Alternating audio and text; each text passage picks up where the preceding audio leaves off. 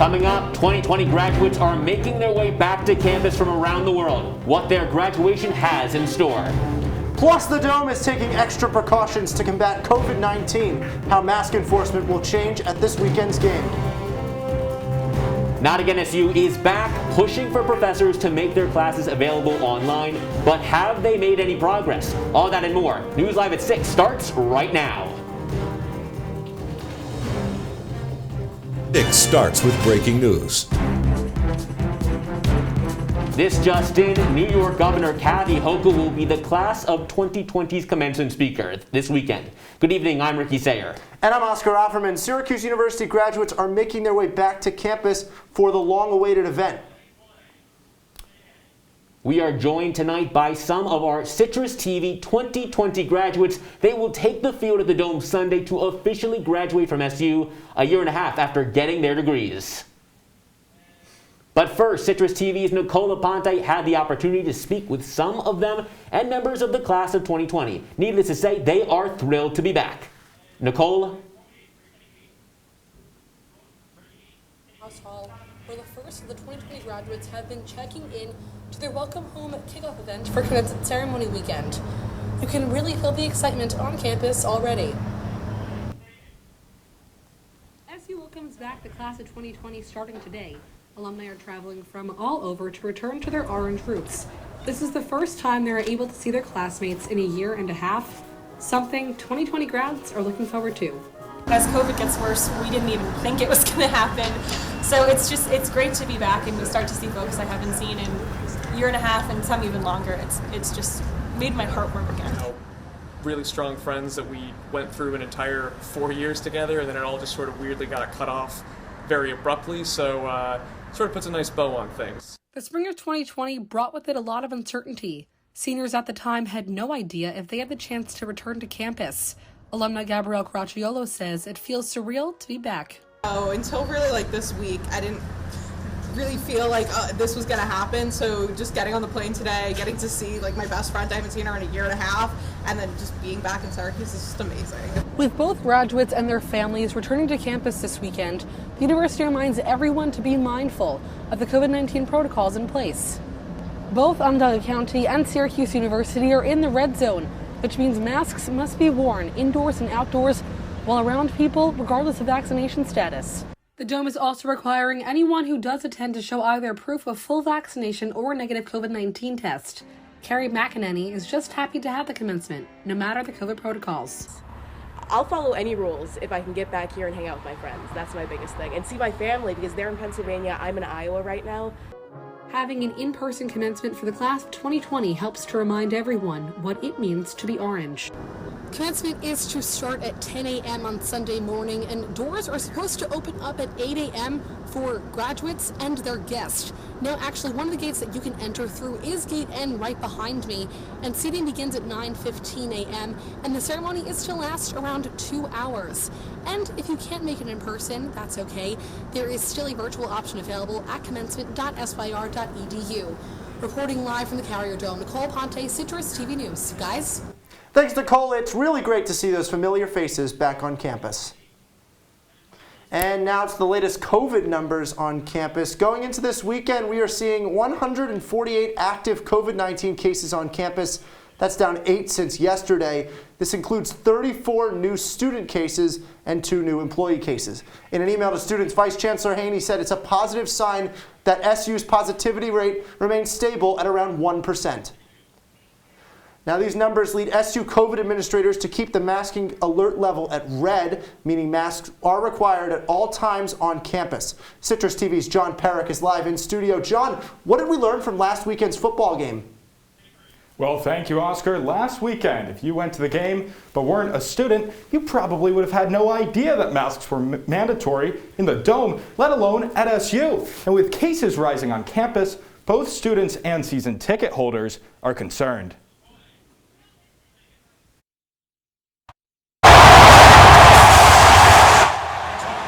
Last Saturday, SU football was back in the Dome, and with it were fans who came with energy and excitement, but no masks.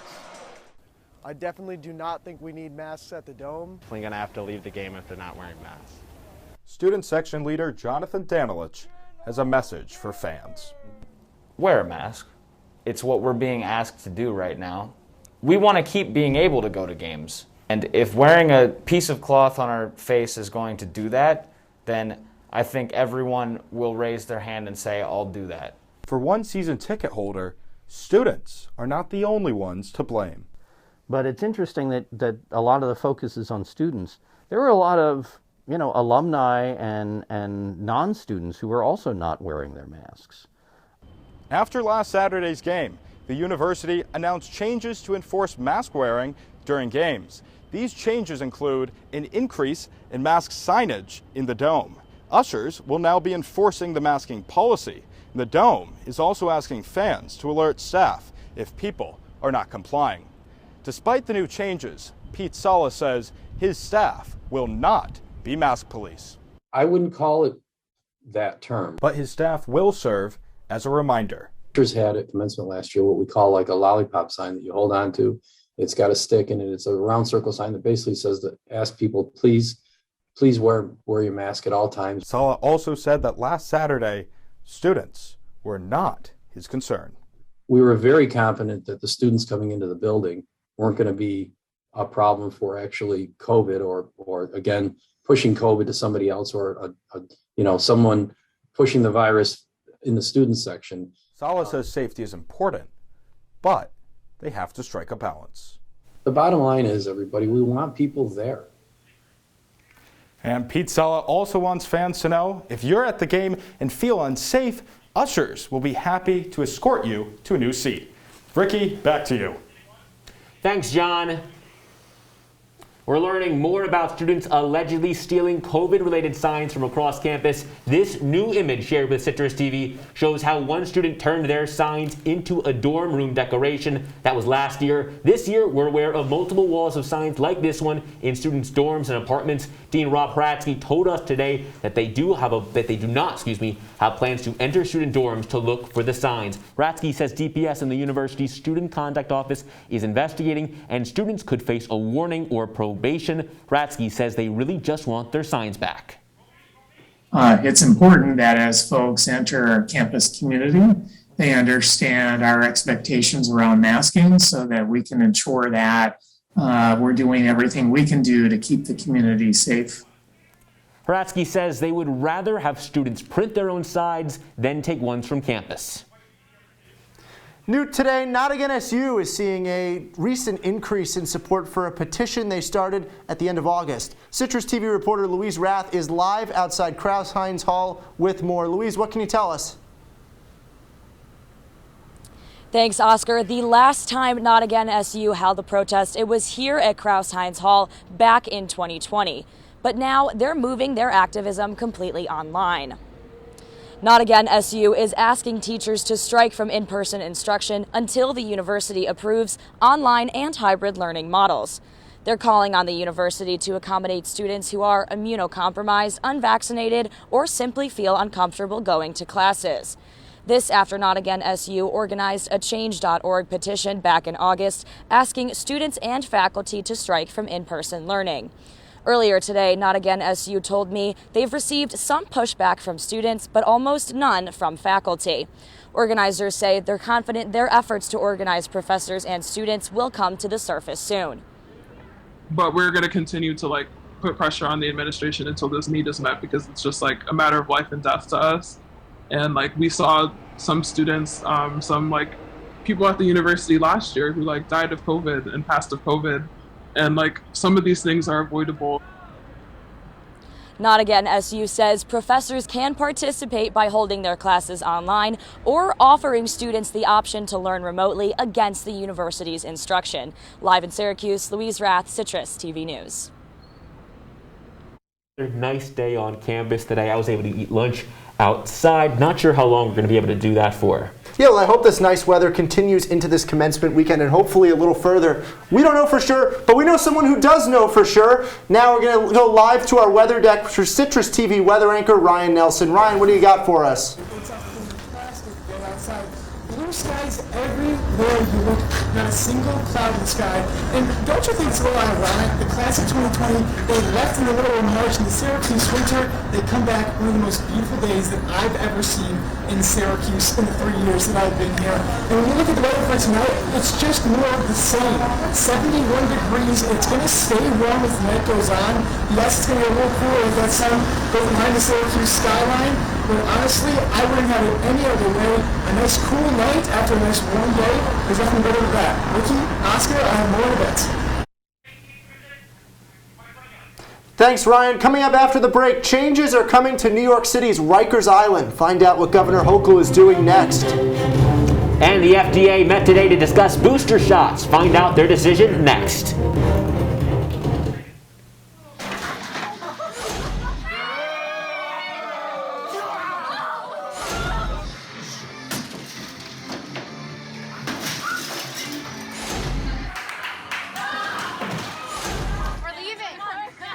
Most party fouls are pretty dumb. But if you decide to drink and drive underage, you could lose your license and your freedom. Underage drinking and driving. The ultimate party foul. It's a beautiful day out here. Sunny today with light breezes, giving way to clouds in the afternoon. We could see some light precipitation to moderate precipitation later on, followed by powerful storm-like conditions. 90 miles per hour winds are expected.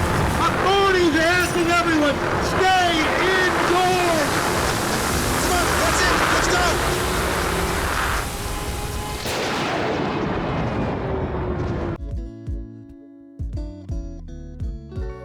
Your girls have been with you through every moment of your life.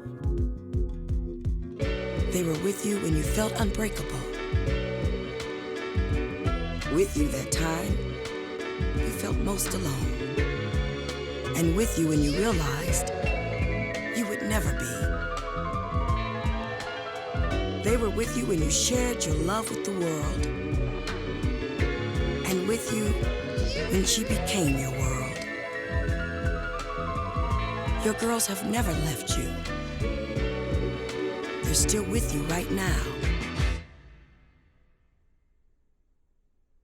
But how well do you know them? You don't know mine. Knowing your breasts can save your life.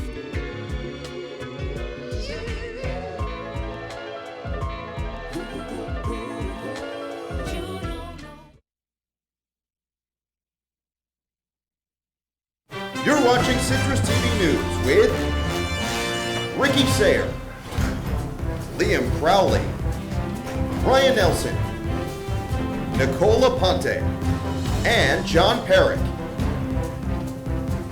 Citrus TV News, your campus news leader. Welcome back to News Live at 6. Governor Kathy Hochul is releasing nearly 200 prisoners from Rikers Island. The prison is dealing with heavy overcrowding. At the same time, staffing shortages have led to an unsafe environment. Most of those being released are there for parole violations. Now, Governor Hochul says she was deeply unhappy with conditions at the jail. And I'm going to do what I can, and I've taken some actions that I want to explain today. Because no one, no inmate, no corrections officer, no family members who visit should have to witness the reality of Rikers as it exists today. Shifting gears here, Fiesta Italiana is underway in downtown Syracuse. On your screen, you will see some of our favorite moments from opening day. Holy cannoli, literally. Now, the annual meatball eating contest was held today. If you missed this Hallmark event, don't worry. The weekend is stacked full of fun, music, dancing, and treats from local eateries. A hospital northeast of Syracuse is temporarily shutting down its maternity ward next week. 6 maternity nurses at Lewis County General Hospital resigned. They refused to get vaccinated. Just over 75% of the hospital staff is vaccinated. 36 staff members already resigned. New York State healthcare workers are required to get their first dose of the COVID-19 vaccine by September 27th. The latest across the globe, COVID-19 is being blamed for over 10,000 new deaths in the U.S. this week. The country is seeing over 1 million new cases. This is a drastic change from the 80,000 weekly cases reported in June. Now, according to federal data, Tennessee, West Virginia, and Alaska have the highest rates of cases. The FDA just voted against recommending Pfizer's COVID-19 booster shots for the general population. However, they are recommending booster shots for those 65 years and older and those at high risk. Pfizer had recommended people get a third dose of the vaccine 6 months after their second dose. Dr. Anthony Fauci predicts the third dose will Particularly be for law approved. enforcement, this is concerning, obviously. Right now, Capitol Hill is ramping up security for tomorrow's Justice for J6 rally. Protesters are intending to raise awareness for those facing consequences for the January 6th insurrection. While organizers of the rally insist it will be peaceful, D.C. police is fully activated in preparation for the event, and the National Guard is set to be on standby. The Department of Defense is calling a Kabul drone strike that killed 10 people a tragic mistake. An aid worker was killed along with 9 other members of his family. The DoD said that the man's car was thought to be associated with the Islamic State, but in fact that was not. The drone strike, which hit a propane tank, that caused an explosion.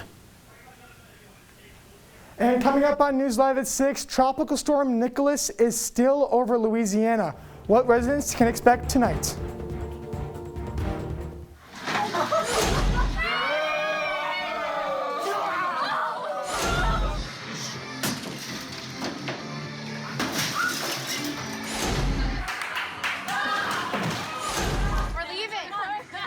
Most party fouls are pretty dumb. But if you decide to drink and drive underage, you could lose your license and your freedom. Underage drinking and driving. The ultimate party foul.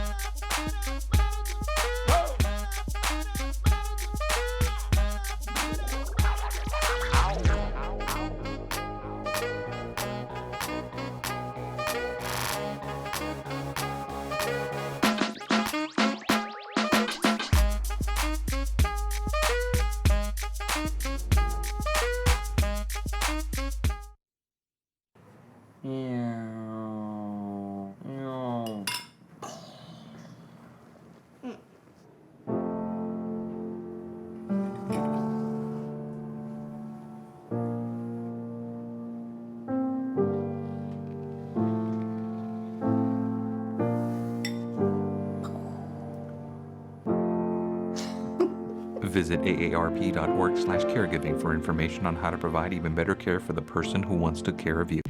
From the CitrusTV Weather Center, this is SU's most accurate weather forecast.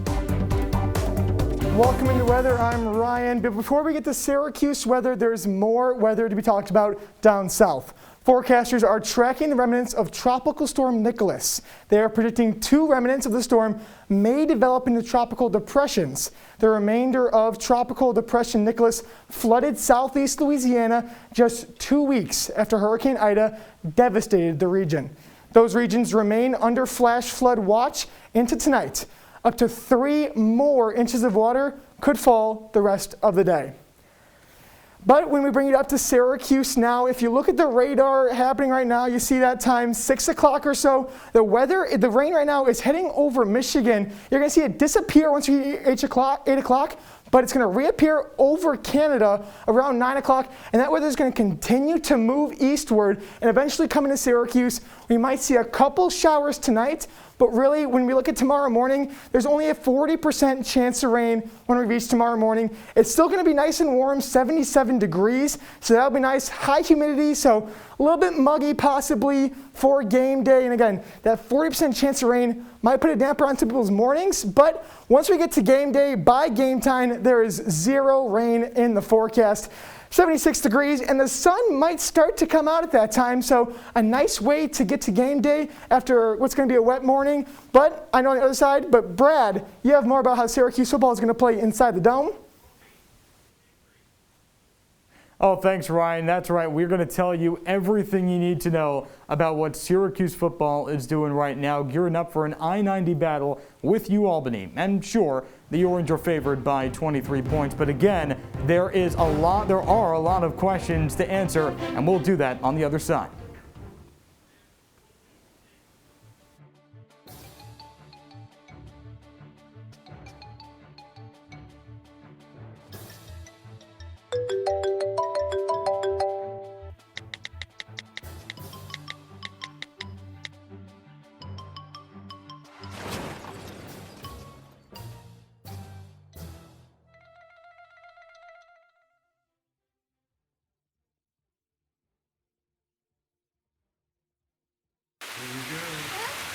Here we go.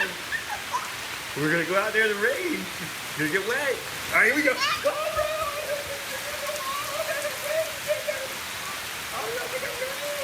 Okay, quick.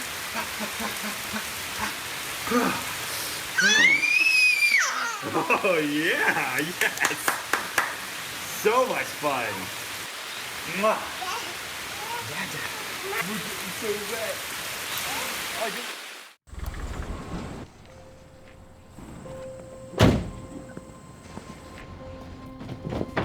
Dad, they took over my bedroom. Come on, come on. Okay, Dad. 1, 2, 3.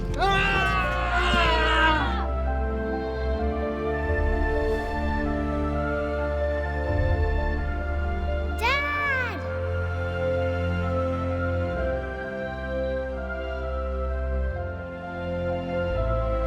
You saved me. Dad? Are you okay? I'm fine, dear.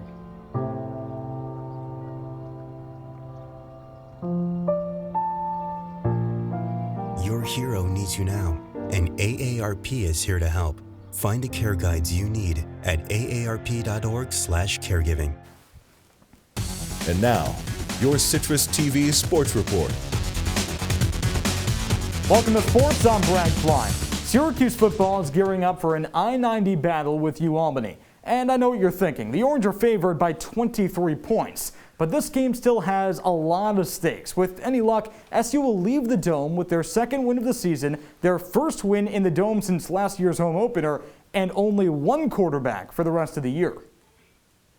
We still want to see both of those guys. We're looking to score points. Points is the thing that we need to get done, and until we're totally 100% sure on who it is, we need to keep letting them compete. My biggest thing is I want somebody to win it on the field. That's head coach Dino Babers, who's been singing that tune the entire season, including training camp. Regardless of what happens with the quarterback situation, though, Babers can rely on the run game. Sean Tucker, 235 yards this season. He's been a machine. Over 6 yards per carry. Tucker and the Orange host the Great Danes tomorrow at noon. Make sure to turn your notifications on Twitter. During the game, we'll bring you updates and a full recap at CitrusTV Sports. And Syracuse field hockey is hanging on to their bindle sticks after splitting the first 2 games of a 5-game road trip. A loss to number 8 Rutgers and a win over number 12 UConn gave SU mixed emotions heading into the big test with number 3 Boston College today. And it's going on right now. The ACC opener. Syracuse is all over Boston College. Charlotte DeVries, the first team All-American. She's back in a big way. Had a slow start to the season. 1 goal in her first 4 games, but man, oh man, when she gets going, Syracuse almost unstoppable. Boston College, remember, that's the number 3 team in the country. The Orange are not only playing with, but leading in the third quarter. And in the NFL, the Giants already swallowed their Week 2 pill last night. Meanwhile, the Bills and Jets are getting ready for revenge after Week 1 losses. Bills and Dolphins. Buffalo fans, you should be perking up when you hear about this matchup. The Herd have taken the past 6 matchups. The key matchup to look out for in this specific game, though, Bills quarterback Josh Allen, Dolphins defensive back Xavier Howard, 2 of the league's best. The last time Miami beat Buffalo was 2018 when Howard picked off Allen twice. Kickoff is set for 1 o'clock. You might need 2 screens, though, because the Jets playing at the exact same time. It's their home opener against the Patriots, and it's the first time we're seeing Zach Wilson and Mac Jones, 2 rookie quarterbacks. Zach Wilson was taken 2nd overall in the first round out of BYU. Mac Jones, blue chip prospect out of Alabama, 15th overall. New chapter in a very, very long book of a very old rivalry between the Jets and the Patriots. Now, Brad Klein joining us here at desk. SU football, a bad loss last week against Rutgers. What are you expecting for this week? I think Syracuse is going to come out and try to make a statement. I say try because it's hard to prove something against an FCS team like Albany. Syracuse has never lost to an FCS team. The last time they played one was Holy Cross. I mentioned before, they're 23-point favorites. So a lot to prove here, but I think the biggest thing is who plays at quarterback, who performs well at quarterback. Thanks, Brad. We'll be right back with your 5-day forecast. They call me Maxie, but I prefer tripod. I was your above-average four-legged homie, and then wham, bam, minivan. Some people pity me. Now that's lame. I still run, fetch, and swim. And the ladies love me. I'm the ultimate wingman. Just don't ask me to high five.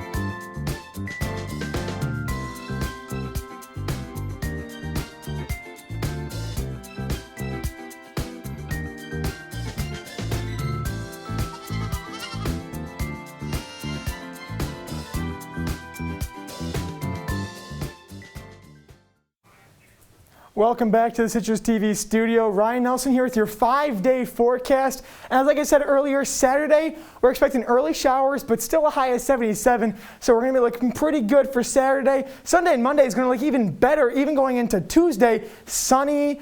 There's going to be some clouds in the sky on Monday and Tuesday, but let's be honest, that's not going to be enough to damper anything else. It's going to be mostly sunny on Monday, Tuesday. 79 degrees on Monday is going to be fantastic. 76 on Tuesday is going to be an underrated greatness. Wednesday, we're going to see some showers with this much sun. There's no reason that we should not be seeing some rain eventually in the forecast. So Ryan, it really looks like a really nice weekend here on campus. Thank you so much. Now before we go, we thought we'd share some of this weekend's commencement activities. Starting right now on the quad, SU's welcome home reception is taking place until 9 p.m. Tomorrow at 9:30 to 11:30, there will be an alumni tailgate at Shine. The football game is, of course, at noon in the Carrier Dome. That same night, there'll be a movie playing at the Women's Building Field at 10 at night. The commencement ceremony will begin at 10 in the morning on Sunday. Commencement cap and gown portraits will be taking place until 4 in the afternoon on the quad, which you can see right now where some events are taking place right now. Individual schools and colleges will also be taking place. They're going to have events throughout the weekend. If you can't make the ceremony, I'll be anchoring the university's official live stream of the event. That'll be on the university's website. Something I'm very excited about. I've gotten a bit of an inside look at what they have planned. It's very much similar to what you normally see at a commencement ceremony. The backdrop for the commencement ceremony is back to the normal stage on the visitor sideline. And that's really good to hear because we've had a lot of changes these last year and a half, so it's really good to see some continuity for this commencement ceremony. Yeah, it's really cool to see, these graduates, they got sent home with COVID, and being able to come back and have a normal graduation is always something they appreciate. All right, thanks Ryan, thanks Ricky. That's all the time we have for you on Citrus TV News live at 6. Be sure to follow us on Twitter and Instagram at Citrus TV News and like us on Facebook. I'm Oscar Offerman. And I'm Ricky Sayer. Have a great night, Syracuse.